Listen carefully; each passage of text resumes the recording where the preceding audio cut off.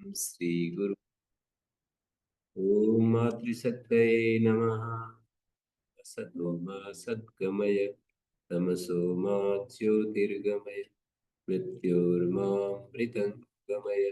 ओम शांति शांति शांति।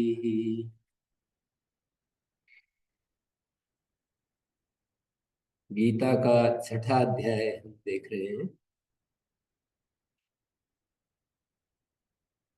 और एक प्रसिद्ध श्लोक उद्धरेदात्मनात्मानं नात्मानम् अवसादयेत्, पांचवा श्लोक है। आत्मा एवं आत्मनो बंधु आत्मा रिपुरात्मना, अपने द्वारा अपना उद्धार करे। नात्मानम अवसादयेत्, अपने आप को नीचे नहीं गिरने दे। इसकी पृष्ठभूमि में जब योगारूढ़ हो जाता है, तदा तेन आत्मा आत्मनो उद्धृतो भवति संसार अनर्थ जातात्। संसार के अनर्थ समूह से जब योगारूढ़ हो जाता है, तो उसके द्वारा आत्मा अपने ही द्वारा उद्धृत हो जाता है। डूबता हुआ आत्मा बाहर निकाल दिया जाता है अपने ही। आत्मा आत्मनो उद्धृतो भवति, आत्मा आत्मना उद्धृतो भवति, आत्मा आत्मना। पृष्ठभूमि इस श्लोक की यह है कि जब योगारूढ़ हो जाते, क्योंकि पिछले वाले चौथे श्लोक में ये कहा था कि यदा ही नेन्द्रियार्थेषु न कर्मसु अनुसज्जते सर्व संकल्प संन्यासी योगारूढ़स्तदा उच्यते। उस समय योगारूढ़ कहा जाता है जब इंद्रिय विषयों में और कर्मों में अनुसक्त नहीं होता, आसक्त नहीं होता। अनुसज्जते अनुसंगम कर्तव्यता बुद्धि न अनुसज्जते, माने यदा ही समाधीयमान चित्तो योगी, जब योगी का चित्त समाधान युक्त हो जाता है, तो इंद्रिय विषयों में, इंद्रिय विषय कौन से हैं? शब्द स्पर्श रूप रस गंध, उनमें, और कर्म माने नित्य नैमित्तिक और काम्य और प्रतिषिद्ध, चार प्रकार के कर्म होते हैं। नित्य कर्म, नैमित्तिक कर्म, काम्य कर्म और प्रतिषिद्ध कर्म। प्रयोजनाभाव बुद्धिया, क्योंकि उसमें कोई प्रयोजन नहीं देख रहा उसको कि मेरे को इस कर्म से ये प्रयोजन पूरा होगा। नानुसज्जते अनुसंगम कर्तव्यता बुद्धि न करोति, वहां पर अनुशक्त नहीं होता। इसका मतलब है कि मुझे ये करने हैं, अभी मेरा मेरा कमिटमेंट शेष बचा हुआ है। जैसे कि मैंने स्वामी जी से पूछा था, प्रेम स्वामी प्रेमानंद जी से, कि हम हमारे पास कोई बड़ी चीज हो, बहुत सामर्थ्यशाली हो, और हम किसी को ना दें, तो उसमें पाप नहीं लगेगा क्या? तो कर्तव्यता बुद्धि के विषय में प्रश्न था कि मेरा कर्तव्य क्या ये नहीं होता है कि कोई प्यासा खड़ा है तो उसको पानी पिलाएं। तो कह रहे हैं कि इंद्रिय विषयों में और कर्म में जब अनुसक्त नहीं होता, अर्थात कर्तव्यता बुद्धि उसकी नहीं होती कि मेरा ये काम अभी शेष बचा हुआ है, मुझे ये करना है। जब ऐसी स्थिति आ जाती है, तब उसका सारे संकल्प उसके छूट जाते हैं, तब वो योगारूढ़ कहा जाता है। क्योंकि योगारूढ़ के लिए शांति मात्र कारण बताया। आरुरुक्षो मुनेर योगम कर्म कारण उच्यते। योग पर्वत पर चढ़ने के लिए तीसरे श्लोक में कहा, उसमें तो कर्म कारण है। कर्म के बिना व्यक्ति योग पर्वत पर आरोहण नहीं कर सकता, उसके लिए तो कर्म कारण है। आरुरुक्षे मनोयोगम, कर्म योग बहिरंग साधन है ध्यान योग का। ध्यान योग होता है ध्यान में रत रहना। फल निरपेक्ष कर्म योग, फल की अपेक्षा न करते हुए कर्म योग बहिरंग साधन होता है। तो उसका, उसकी संन्यास के रूप में स्तुति करके, भाई वो तो न निरग्नि न च क्रिया, आ अग्नि संपर्क छोड़ दे, क्रियाएं छोड़ दे, तो वो सन्यासी नहीं होता। ये कर्मयोगी जो होता है ये सन्यासी होता है। एक प्रकार का उसका स्तवन किया है, स्तुति की है कर्मयोग की। कर्म योग से ध्यान योग साधनत्व दर्शयति। इस श्लोक में कर्म योग का ध्यान योग में साधनत्व दिखा रहे हैं। एक तो ध्यान योग का फल निरपेक्ष, फल की अपेक्षा न करके जो कर्म योग है वो बहिरंग साधन है, और यही कर्मयोग ध्यान योग का भी साधन है, अंतरंग साधन। कर्म योग बहिरंग साधन भी है ध्यान योग का, और वही कर्म योग से ध्यान योग साधन, कर्म योग ध्यान योग साधन। ऐसे वाक्यों को मैं संस्कृत रचना की दृष्टि से बोल रहा हूं। जैसे कर्म योग से ध्यान योग साधनत्वम दर्शयति, ऐसे शंकराचार्य जी का वाक्य है। तो इसका जब अर्थ करें तो षष्ठी हटा दो और त्वय प्रत्यय को हटा दो। जैसे कर्म योग से ध्यान योग साधनत्वम, कर्म योग ध्यान योग साधन, ऐसा हो जाए। कर्म योग ध्यान योग का साधन है, ये दिखा रहे हैं।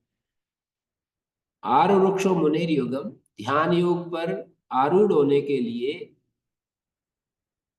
मानी आरूढ़ इच्छता अनारूढ़ से ध्यान योगे अवस्था तुम असक्त से मुने कर्म फल संन्यासिना, कर्म फल का त्याग करने वाले के लिए कर्म कारण है। क्या कर्म कारण है? साधन है। कारण मानी साधन, कर्म कारण उच्यते, कर्म साधन है। और योगारूढ़ हो गया तो उसका श्रम कारण है, श्रम साधन है। श्रम का अर्थ है शांति। सर्व कर्मभ्यो निवृत्ति साधन, योगारूढ़ होने के बाद साधन क्या बनेगा? शांति बनेगा। यावद यावत कर्मभ्या उपरमते, जितना जितना कर्मों से उपराम प्राप्त होता जाता है, तावत तावत निरायास से जितेंद्रिय से, निरायास जितेंद्रिय उसका चित्त समाहित हो जाता है। तो वैसा होने पर झटिति योगारूढ़ हो जाता है। तीसरे श्लोक में दो बातें कही, कर्म साधन है और शांति मात्र साधन है। जब हम आरोहण करने के इच्छुक हैं उसमें तो कर्मयोग हमें करना ही पड़ेगा। कर्मयोग के बिना हम पर्वत पर आरोहण नहीं कर सकते। और आरोहण हो गया है तब शांति मात्र कारण, बस शांत रहे। फिर अब ये प्रश्न उठा कि योगारूढ़ होता क्या है? योगारूढ़ से तस्यैव शम कारण उच्यते, शम साधन है। तो ये योगारूढ़ होता क्या है? तो इसका उत्तर दिया है चौथे श्लोक में कि यदा नेन्द्रियार्थेषु न कर्मसु अनुसज्जते, जब इंद्रिय विषयों में, शब्द स्पर्श रूप रस गंध में, और चार प्रकार के जो नित्य नैमित्तिक काम में प्रतिषिद्ध कर्म है उनमें उसको कोई किसी प्रकार की अनुसक्ति नहीं होती है, आसक्ति नहीं होती है, कर्तव्यता बुद्धि नहीं होती है, तो उसमें हमारा उस अवस्था को योगारूढ़ कहा जाता है। सर्व संकल्प संन्यासी, एक शब्द और डाल दिया, सभी संकल्पों को इस लोक के और उस लोक के इयमुत्र अर्थ काम हेतु, इस जीवन के अर्थ और काम और अगले जीवन के अर्थ और काम, उनको छोड़ने के लिए सील है जिसका, सर्व संकल्प संन्यासी। सर्वान संकल्पान संन्यस्तुम सीलम अस्य इति, सर्व संकल्प संन्यासी योगारूढ़ प्राप्त योगा इत्येतत्, जिसने योग को प्राप्त कर लिया है उसका शांति मात्र कारण है। तो यहाँ पर ये दिखाया है योग का क्या अर्थ है। एक व्याख्याकार हुए हैं मधुसूदन, उन्होंने दिया योगो अत्र वैराग्यम, यावद वैराग्य उदयम कर्म कार्यम, जब वैराग्य का उदय हो तब तो कर्म हमें करने ही होते हैं। पर विरक्त हो गए, वैराग्य के उदय के लिए तो कर्म करने पड़ते हैं, लेकिन जब विरक्त हो गए, और विरक्त कौन होता है? इस लोक के और परलोक के दृष्ट और आनुश्रविक विषय में अनाभोगात्मिका हे उपादेय शून्य बुद्धि जो हो जाती है, न तो उस तरफ आदमी का विचार आता है, न उसको ग्रहण करने की इच्छा होती है, न उसको भागने की इच्छा होती है। ऐसे रहता है जैसे कि संसार में चारों तरफ हमारा कुछ लेना देना ही नहीं है। तो ऐसी स्थिति का नाम वैराग्य होता है। तो कर्म में और सर्व संकल्प सन्यासी हो गया। सब संकल्पों का अर्थ और काम के हेतु जो है उनको संकल्प कहते हैं। अर्थ और काम से संबद्ध जो विचार है, इच्छाएं हैं, उनको संकल्प कहते हैं। सर्व संकल्प सन्यासी माने यह अमूत्र अर्थ काम हेतु, इस जगत में और उस जगत में अर्थ और काम के हेतु इन सब को संन्यास करने का जो वो जिसके अंदर संकल्प है उसको योगारूढ़ कहते हैं। सर्वांश्च कामान सर्वाणि च कर्माणि संन्यसेत इत्यर्थ। गुरु जी, सब काम को छोड़ना और अर्थ को छोड़ना, इन दो शब्दों पर जोर दे रहे हैं, तो कैसे, क्या है अर्थ में? अर्थ का मतलब जो हम धर्म पूर्वक साधन इकट्ठे करते हैं, पैसा कमाते हैं, खेती करते हैं, गाय पालन करते हैं, उनकी रक्षा करते हैं, पेड़ लगाते हैं, व्यापार करते हैं, राष्ट्र रक्षा के लिए नेतृत्व करते हैं, राजा राजनीति में कार्य करते हैं, अध्ययन अध्यापन करते हैं, जो भी ब्राह्मण क्षत्रिय वैश्य शूद्र के अपने अपने काम है, उनसे जो आजीविका मिलती है उसका नाम अर्थ। और काम का मतलब जो जो हर एक आश्रम वासियों की अपनी अपनी अलग अलग कामनाएं होती हैं। गृहस्थ की कामना पुत्र प्राप्ति की है, पैसे धन ऐश्वर्य हमारे पास हो ऐसी कामना है। सन्यासी की अपनी कामना है कि मैं निवृत्ति परायण हो जाऊं, ये भी एक कामना है। ऐसे ही ब्राह्मण की कामना है कि मैं वेदवादी शास्त्रों का गंभीर रहस्य को जानूं। एक कामना होती है, एक अर्थ होता है। तो जो हमारे पास जो साधन सुविधाएं, पैसे, रुपए पैसे, वस्तु, वो अर्थ के नाम से जाना जाता है। और हमारी जो कामनाएं होती हैं उनको कामना कहते हैं।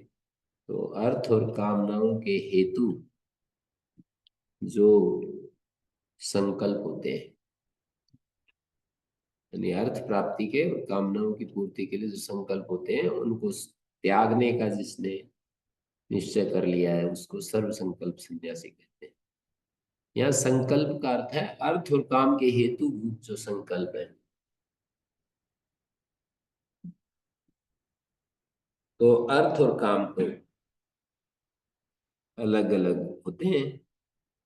अर्थ और काम के हेतुभूत जो संकल्प हैं उनको छोड़ने का जिसने निश्चय के लिए कर लिया है। तो इन्होंने यही दिखाया कि सर्व संकल्प सन्यासी ऐसा कथन करने तो सभी कामनाएं और सभी कर्म छोड़ दिए जाते हैं। संकल्प मूला ही सर्वे कामा संकल्प मूला कामो यज्ञ संकल्प संभव काम जाना भी ते मूलम। मतलब संकल्प से ही काम पैदा होता है। सर्व काम परित्यागे से सर्व कर्म संन्यास सिद्धो भवति स यथा यथा स यथा कामो भवति तत्क्रतुर्भवति। जिस कामना वाला होता है उस कर्म में रत होता है, जिस कर्म वाला होता है वो कर्म करता है, जिस संकल्प वाला होता है वो कर्म करता है। और यद्यदि कुरुते कर्म तावत कामस्य चेष्टितम। तो ये सब इन्होंने दिया। आचार्य शंकर सर्व संकल्प संन्यासे कश्चित स्पंदितुम अपि शक्ता। सर्व संकल्प संन्यास हो गया तो फिर स्पंदन ही क्या बचेगा, शांति मात्र बचेगी। सर्व संकल्प संन्यासी विद्वान सर्वान कामान सर्वाणी कर्माणि च त्याजयति भगवान। सब कर्म, उन कर्मों का जो कर्तृत्व है, उन कर्मों के पीछे कुछ प्राप्त करने की जो इच्छा है, ये हमेशा याद रखना चाहिए कि ये कामना अपने लिए जो हम कुछ पाना चाहते हैं उसको त्यागने की बात करती है। तीसरे अध्याय में जो ये कह रखा है कि भाई लोक संग्रह के लिए, चौथे अध्याय में लोक संग्रह के लिए तो कर्म किए ही जाते हैं।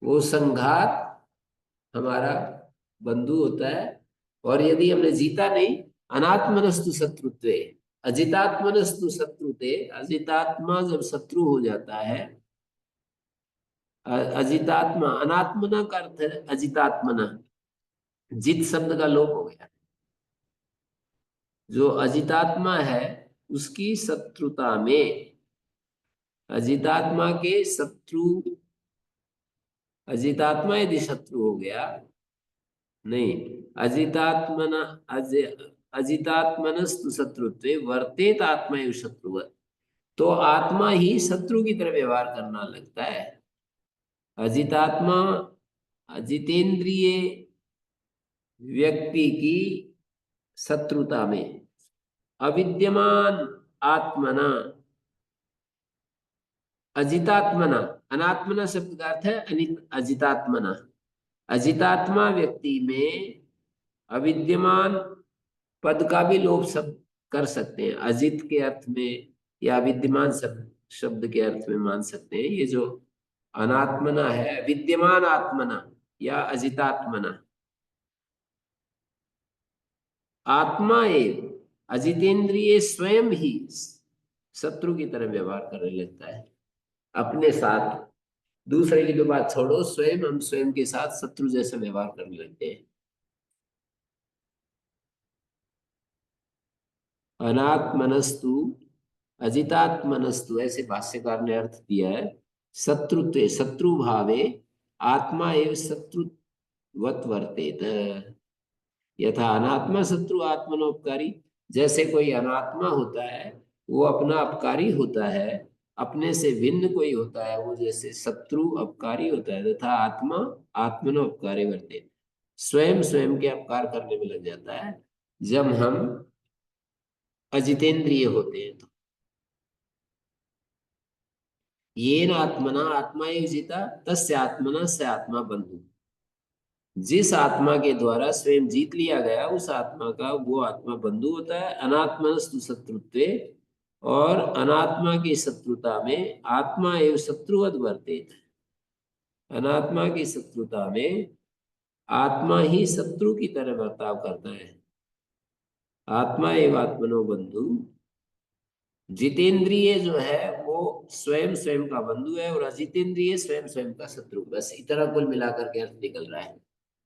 हम यदि जितेंद्रिय हैं तो हम हमारे बंधु हो जाते हैं। हमारी इंद्रियां हैं, हमारा मन है, बुद्धि है, शरीर है, इस शब्द को, इन सबको एक आत्मा शब्द से लेंगे, और दूसरा जो बच गया इससे अलग जो चेतन तत्व है, जीव जिसको कहते हैं, तो हमारा ये सारा ढांचा जिसको हम कह रहे हैं, तो जितेंद्रिय यदि हम हैं तो हम हमारे मित्र हैं। माने जितेंद्रिय यदि हैं तो हम, अर्थात जीव से अतिरिक्त जो शरीर मन बुद्धि इंद्रियों का संघात है, ये संघात मित्र बन जाता है, और अजितेंद्रिय होने पर यह संघात जीव का शत्रु हो जाता है। तो ऐसा यहाँ पर बंधुर आत्मा आत्मनस तस्य तस्य आत्मना स आत्मा बंधु, ये आत्मना आत्मा एव जीता। आत्मा का अर्थ किया कार्यकरण संघात, ये न जीता वशीकृता जितेंद्रिय। आत्मा शब्द जो प्रथमांत है उसका स्वरूप है कार्यकरण संघात। कार्यकरण संघात को यदि जीत लिया गया, येन जनेन, जिस व्यक्ति के द्वारा, या येन आत्मना, जिस आत्मा के द्वारा आत्मा जीता, कार्यकरण संघात जीत लिया गया। इस वाक्य से तो ऐसा लग रहा है, येन आत्मना, जिस जीव ने अपने कार्यकरण संघात को जीत लिया, तो वो बंधुर आत्मा आत्मनस्तस्य, तो उसका कार्यकरण संघात उसका मित्र हो जाता है, नहीं जीता तो शत्रु हो जाता है। तो कार्यकरण, कार्य मन देह, करण मन इंद्रियां, उनका समुदाय कार्यकरण संघात होता है। तो ये सब जीत लिए गए,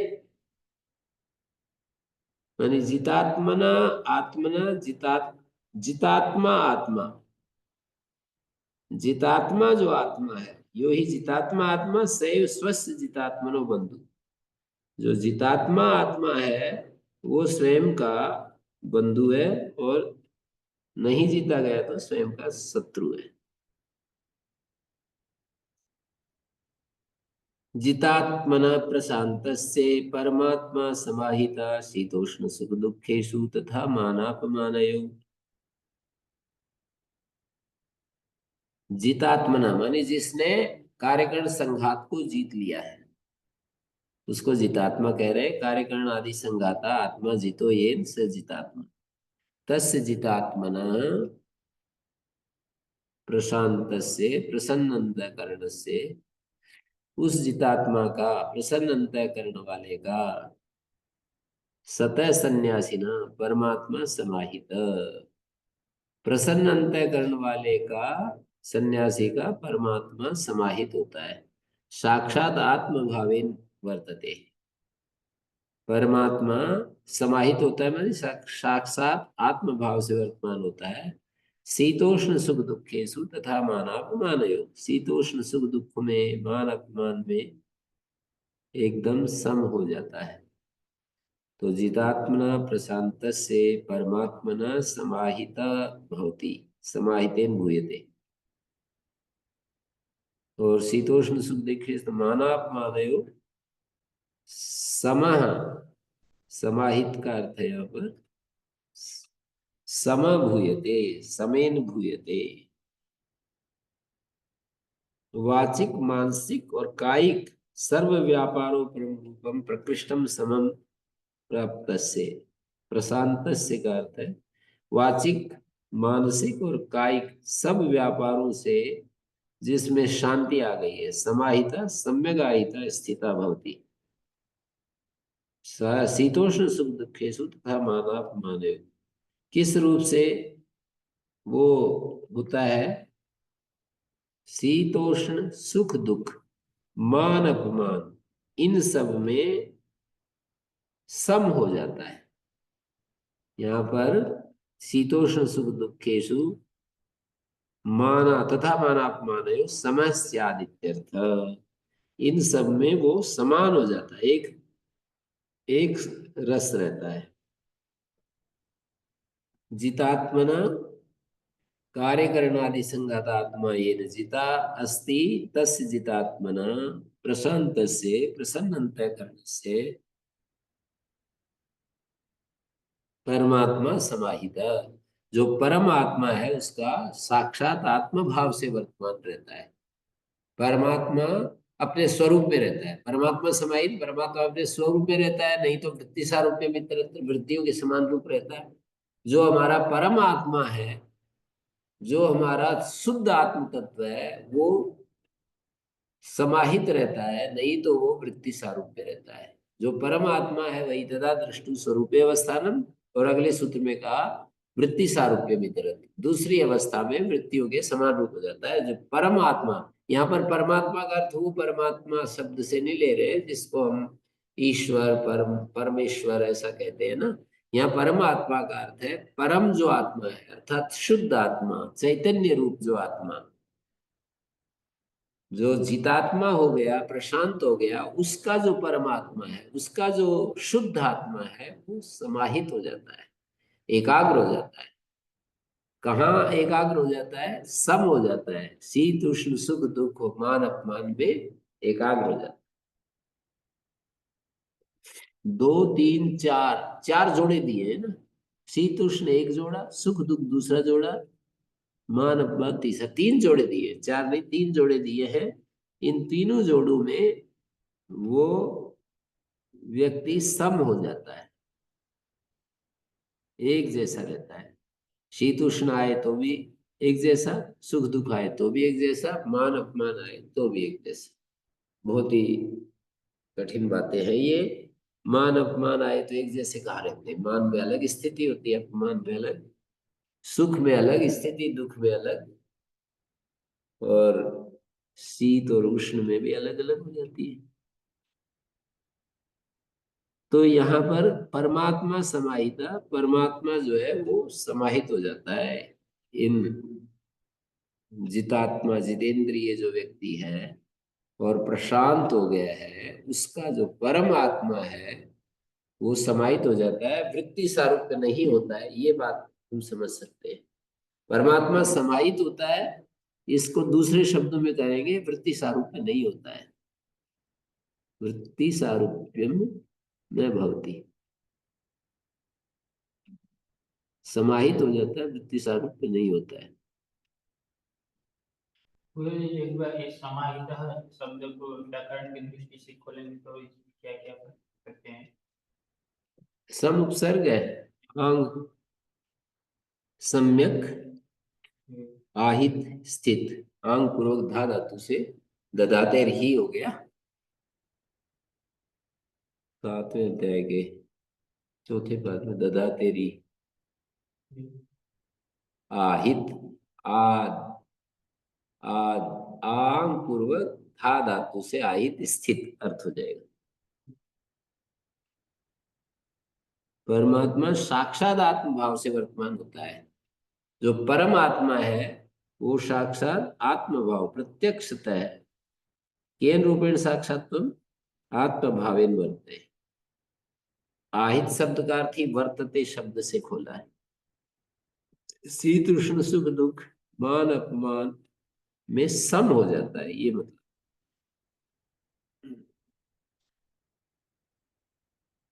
शीतोष्ण सुख दुखेषु मानापमानयोः समेन भूयते। ज्ञान विज्ञान तृप्तात्मा कूटस्थो विजितेन्द्रिय युक्ता इत्युच्यते योगी समलोष्टास्म कांचन। ज्ञान और विज्ञान, ज्ञान होता है शास्त्रोक्त पदार्थों का जो अनुभव है, परिज्ञान है। बुद्धि से शास्त्रोक्त पदार्थों को जानने का नाम ज्ञान, और शास्त्र से जिनको जाना है उनका अपने स्वभाव स्वानुभव करणम, अपने अनुभव में लाना, इसका नाम विज्ञान है।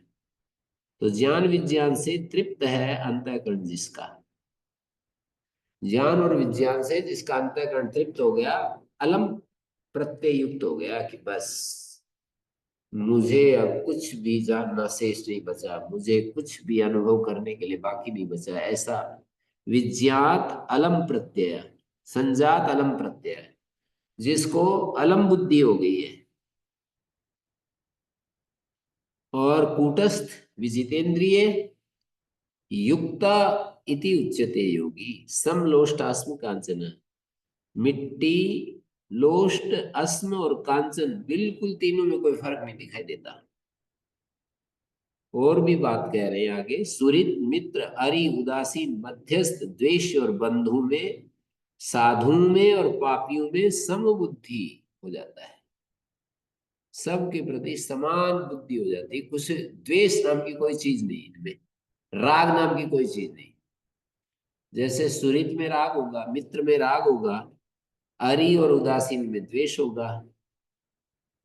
मध्यस्थ, अरि उदासीन मध्यस्थ, द्वेष्य और बंधु, बंधु में राग होगा, द्वेष्य में द्वेष होगा। साधुषु अपि च पापेषु, साधुओं में राग होगा, पापियों में द्वेष होगा। इन सब में जो सम बुद्धि है वो विशेष मानी गई है। तो किस दृष्टि से वो ये समान हो जाते हैं? मिट्टी, पत्थर और बोलना, आदमी में हलचल हो जाती है जब सोना मिल जाए तो। समान कहाँ रहेगा? मिट्टी अलग भाव से दिखता है, सोने को अलग ढंग से। उसके मन में संभाल के रखे ये अलग बात है, संभाल के तो रख लो, पर वो हमारे भीतर जो एक राग नाम का जो धर्म है वो जागृत होता है इन सब चीजों में। तो ज्ञान विज्ञान तृप्तात्मा कूटस्थ विजितेंद्रिय युक्ता इति उच्यते योगी। युक्ता, युक्ता का अर्थ हो समाहित, युक्ता इति उच्यते योगी। युक्ता माने समाहित, स योगी समलोष्टास्म कांचन लोष्टास्म कांचानी समानीयस्य, जिसको लोष्टास्म और कांचन एक जैसे दिखाई देते हैं। सुहृत इत्यादि श्लोकार्थम एकम पदम। सुहृत मित्र अरि, सुहृत और मित्र में क्या अंतर है?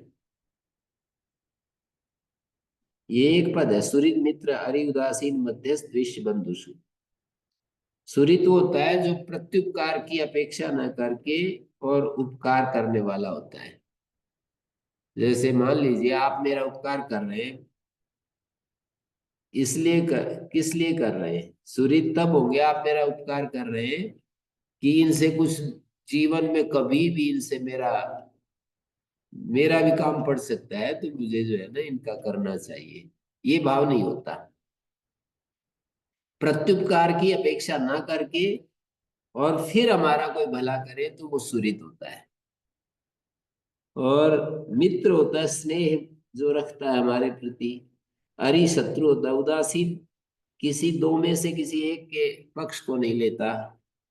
मध्यस्थ जो विरुद्ध है और उभयोर हितैषी, ये जो है मध्यस्थ होता है, विरुद्ध दो व्यक्ति हो उन दोनों का हित चाहने वाला हो उसको मध्यस्थ कहते हैं। द्वेष्य आत्मनो अप्रिय, बंधु संबंधी, बंधु जो है संबंधी होता है। साधु स्वपि पापेषु, शास्त्रानुवर्ती जो होते हैं वो साधु होते हैं, शास्त्र पर जो प्रतिषिद्ध कारीसु उनको शत्रु कहते हैं।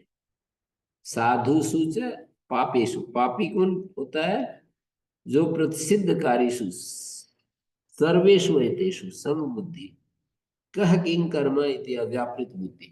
कौन क्या कर रहा है ये दिमाग नहीं लगाता। विशिष्यते योगारूढ़ा नाम सर्वेशम अयम उत्तमा, योगारूढ़ जितने भी है उनमें सब में ये सबसे श्रेष्ठ माना गया ऐसा योगी। हमारे मन में किसी के प्रति भी राग प्रियता अप्रियता ना उठे तो समझ लो कि हमारा तो काम हो गया। तो साधु से भी पापेषु समबुद्धि विशिष्यते, इसको ऐसे बोलेंगे। सुहृद मित्रारि उदासीन मध्यस्थ द्वेष बंधुषु साधुषु पापेषु समबुद्धिम, समबुद्धिम विशिंसन्ति विद्वान स। विद्वान लोग समबुद्धि की वो बताते हैं, विशेषता बताते हैं। समबुद्धिम विशिंसन्ति। गुरु जी भाष्यकार साधु को क्या कैसे बोल रहे हैं? हैं? साधु की परिभाषा क्या करते हैं? साधु तो वही होता है जो शास्त्र के अनुसार चले, शास्त्रों के विरुद्ध ना चले, शास्त्रों के अनुकूल चले, उसको साधु कहते हैं। और पापी शुभ होता है जो अपनी स्वेच्छाचारी ढंग से चलता है।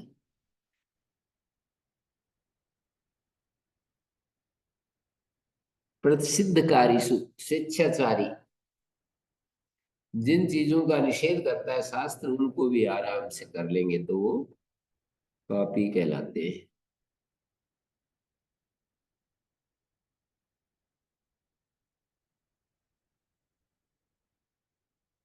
सभी योगियों में वो उत्तम है। समबुद्धिर विशिष्यते, अतः एवं उत्तम फल प्राप्त है। इस उत्तम फल की प्राप्ति के लिए ध्यान करना पड़ेगा, ऐसे बता रहे हैं। योगी युंजीत सत्तम आत्मान रहस्य स्थित, एकांत में स्थित होकर सतत अपने आत्मा का ध्यान करे। हमारे अंदर जो आत्मा है उसका ध्यान करेंगे तो विषय का ध्यान छोड़ना होगा बस। विषय का ध्यान चलेगा तो आत्मा का ध्यान नहीं, और आत्मा का ध्यान होगा तो विषय का ध्यान छूट जाएगा, ऐसा कह रहे हैं। एकाकी यच्चित्तात्मा निराशी अपरिग्रह योगी सततम युंजीत, योगी जो है सतत समाधध्यात युंजीत है। योगी जो ध्यान करने वाला है वो सतत सर्वदा आत्मानम अंतःकरणम रहसी एकांते गिरि गुहादो स्थिता सन एकाकी असहाय रहसी स्थिता। एकांत में स्थित हुआ हुआ वो योगी ध्यान करे। यथ चित्तात्मा में संयत हो गए चित्त और देह, जिसका आत्मा का यहाँ अंतःकरण, चित्त मानी अंतःकरण और आत्मा मानी देह, जिसका चित्त और देह जो है संयत है। चित्त अंतःकरण और आत्मा शब्द से देह लेंगे, ये दोनों संयत हैं, जिसके निराशी, तृष्णा रहित और अपरिग्रह, परिग्रह रहित। तो ऐसा व्यक्ति एकांत में ध्यान करे। योगिना सततम आत्मा रहसी स्थितेन सततम आत्मा युज्येत एकाकिना यच्चित्तात्मना निराशिसा अपरिग्रहेण। सब जगह तृतीया कर देंगे। एकाकिना यच्चित्तात्मना निराशिसा, निर्गता आसी यस्मात्, निराशी निराशिसा अपरिग्रहेण रहसी स्थितेन योगिना सततम आत्मा युज्येत। सततम क्रिया विशेषण है, आत्मा युज्येत। सततम आत्मा युज्येत।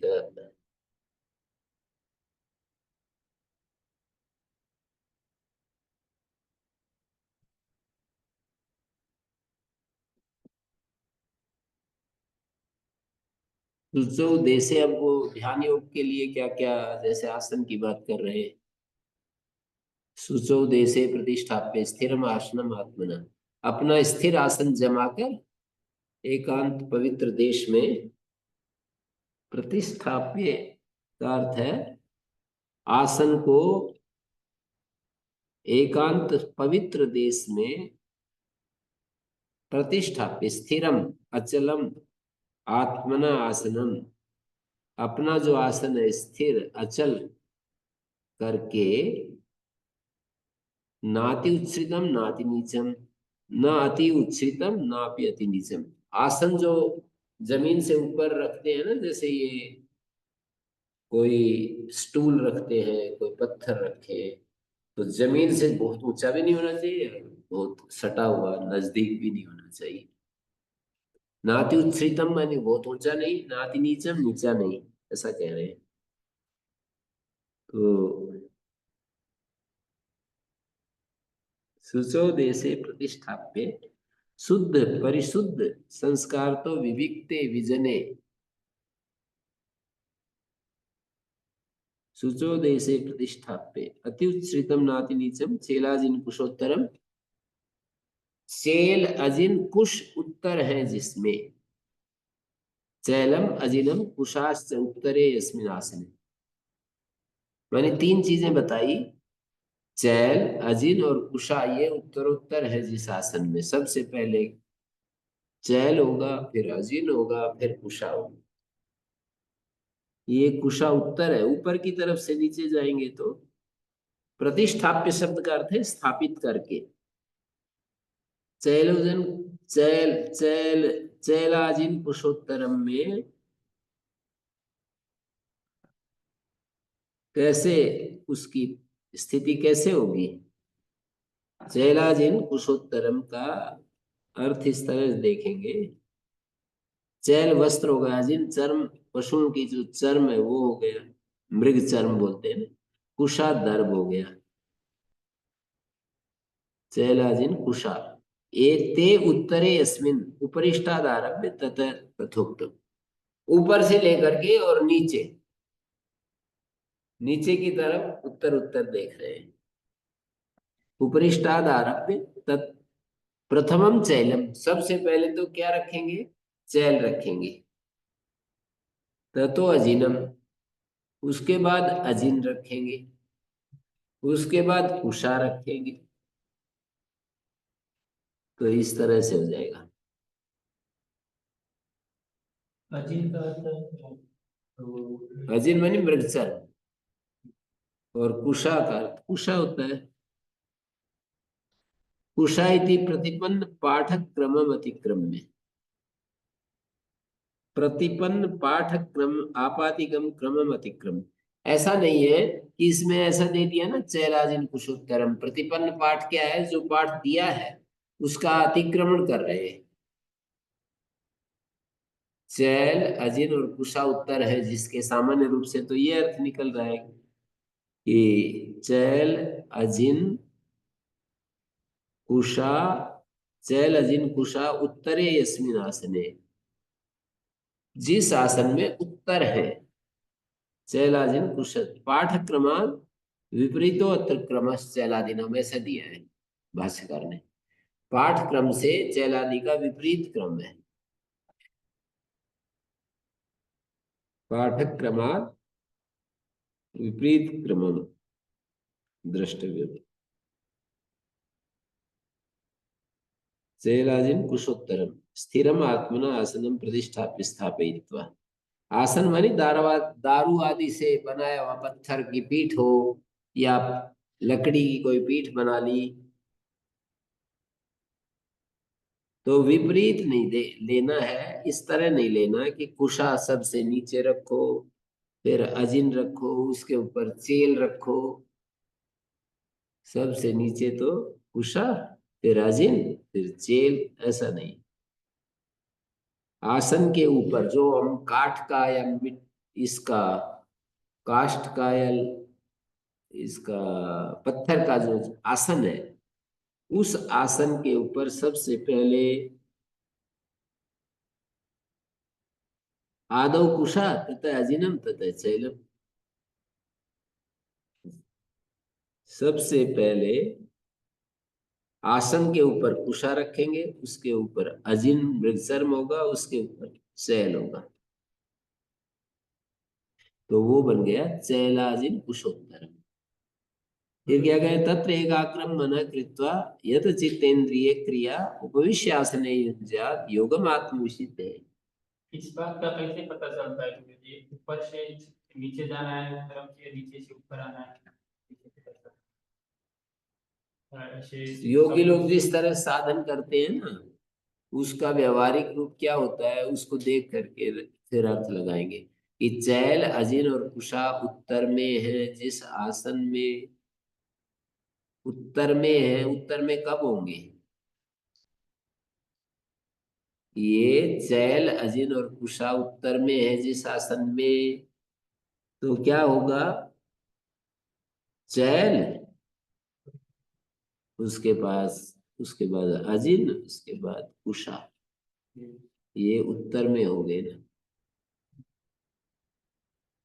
चैल उत्तर में कैसे होगा, आसन की दृष्टि से चैल उत्तर में हो जाएगा। पहले तो ये पीठ है, जैसे इसके उत्तर में माने इसके बाद चैल आ जाएगा, उसके बाद अजीन आ जाएगा, उसके बाद है कुशा आ जाएगा। अजीन और कुशा तो उत्तर उत्तर हो गए, चैल को उत्तर में कैसे रखा, आसन की अपेक्षा से। चैल अजीन कुशोत्तरम तत्र एकाग्र मन कृत्वा, वहां पर मन को एकाग्र करके, इसका अन्वय होगा तत्र मन एकाग्रम कृत्वा यत चित्तेंद्रिय क्रिया, संयत है चित्त इंद्रिय की क्रियाएं जिसकी, यत माने संयत, चित्त और इंद्रियों की क्रियाएं हैं जिसकी, उपविश्य आसन युंज्यात, इस पर बैठ करके, आसन पर बैठ करके, योगम युंज्यात आत्मविशुद्ध है, अपनी शुद्धि के लिए योग करें। युंजात माने कुरियात, तो इसको ऐसे कहेंगे तत्र एकाग्रम मन कृत्वा, मन को एकाग्र करके, यत चित्तेंद्रिय क्रियेण, तृतीया हो जाएगी, यत चित्तेंद्रिय क्रियेण आसने उपविश्य आत्मविशुद्धे योगः युज्येत, युंज्यात योगम, योगः युज्येत, ऐसे होगा। समम काय शिरोग्रीवम, हमारा काय जो रीढ़ की हड्डी है, सिर और ग्रीवा, ऐसे तीनों, समम काय शिरोग्रीवम, शिर और ग्रीवा और काय, ये तीनों चीज सम करके, धारयन अचलम स्थिरा, और अचल स्थिर होकर के धारयन अचलम, धारण करके संप्रेक्ष नासिकाग्रम स्वम, धारयन किम धारयन, काय शिरो ग्रीवम तत्समम धारयन, काय शिरो और ग्रीवा इनको बराबर धारण करते हुए, सम धारण करते हुए, अचलम स्थिरा, धारयन अचलम माने समम धारयत चलनम संभवती, इसलिए विशेषित कर रहे हैं। सम धारण किया फिर उसके बाद भी इधर उधर ऐसे हिल सकता है, तो कहते हैं नहीं, अचल होना चाहिए। हम जब ध्यान करते हैं तो अचल होना चाहिए। और क्या कहा, धारयन अचलम स्थिरः, संप्रेक्ष नासिकाग्रम स्वम, नासिका के अग्रभाग को देखकर, नासिका के अग्रभाग पर नासिका के अग्रभाग को देखने की बात नहीं कह रहे, नासिका के अग्रभाग को मानी किसको देखकर, सर्वेभ्य विषयभ्य सकाशात् प्रत्यारित मनसो यदि एकस्मिन् ध्येये विषये समाधान चित्तस्येन्द्रियाणां च बाह्यक्रियाणां संयमनं तदुभयं कृत्वा योगमनुतिष्ठेत्, आसने यथोक्ते स्थित्वा यथोक्त्या रीत्या योगानुष्ठानस्य प्रश्नपूर्वकं फलमाह। योगम युञ्जात, योगः युज्येत आत्मविशुद्धये, समम काय शिरो ग्रीवम, शिर काय नहीं, काय शिर और ग्रीवा ये तीनों सम करके, और समम धारयन, सम धारण करते हुए और अचल करके, संप्रेक्ष नासिकाग्रम स्व, अपनी नासिका के अग्रभाग को देखकर, दिशश्चान अवलोकन, और ये जो दिशाएं हैं आगे पीछे दाएं बाएं, उनकी अवलोकना ना करे, दिशाओं को ना मत मिलाए, केवल बस नासिका के अग्रभाग पर ध्यान को जमा कर, फिर क्या करे तो आगे बताएंगे। प्रशांत आत्मा विगत भी ब्रह्मचारी व्रते स्थिता, मन संयम मच्चित्तो युक्ता आसीत मत पर। तो ये 13वें श्लोक में ये बताया, संप्रेक्ष नासिकाग्रम सुन, कामम कामम समम काय शिरो ग्रीवम, कायश्च शिरश्च ग्रीवाच एक भाव है, समम धारयन अचलम च, समम धारयत अचलम संभवते तो विष्णष्टि अचलम, स्थिरो भूत्वा स्वम नासिकाग्रम संप्रेक्ष सम्यक प्रेषणम दर्शनम कृत्वा, इव शब्द का यहाँ लोप कर दिया है, तो अर्थ ये निकलेगा कि नासिकाग्रम इव संप्रेक्ष, मानो कि नासिका के अग्रभाग पर ध्यान कर रहे हैं, नहीं स्वनासिकाग्र संप्रेक्षणम ये विदित्सित, अपनी नासिका के अग्रभाग पर देखना यहाँ विदित्सित नहीं है, विधान की इच्छा नहीं है।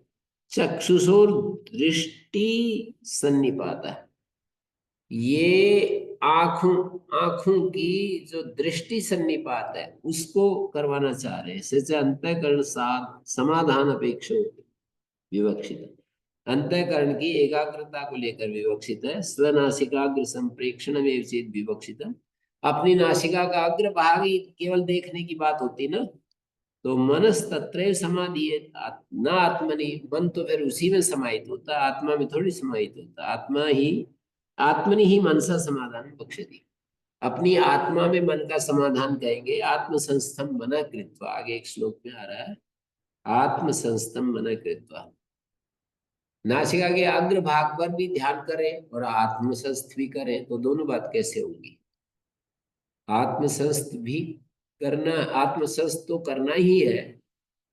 यहाँ पर एकाग्र मन को ये लिख रहे हैं ना, स्वनासिकाग्र संप्रेक्षणम, अपनी नासिका के अग्रभाग में संप्रेक्षण विदित नहीं, विवक्षित नहीं है, बल्कि नासिकाग्रम इव स्वनासिकाग्र संप्रेक्षणम इव कृत्वा, मानो की नासिका के अग्रभाग पर देख रहे, मानो की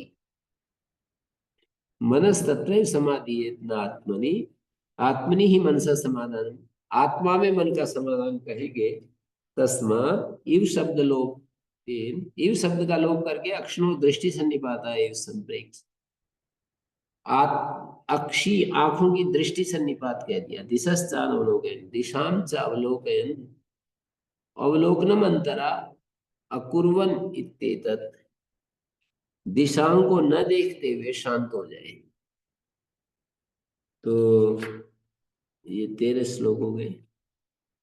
समम काय शिरो प्रियम समम धारयता अचलेन स्थिरेण संप्रेक्ष नासिकाग्रम स्वम संप्रेक्ष इव, नासिकाग्रम इव संप्रेक्ष, स्वम नासिकाग्रम इव संप्रेक्ष, दिशश्चानवलोकयता, दिशश्चानवलोकयता योगः युज्येत। ऊपर वाली पंक्ति से जुड़ जाएगा। तो ओम शांति शांति शांति। ओम भगवान प्रणाम। श्री गुरुभ्यो नमः। अनुगृहीत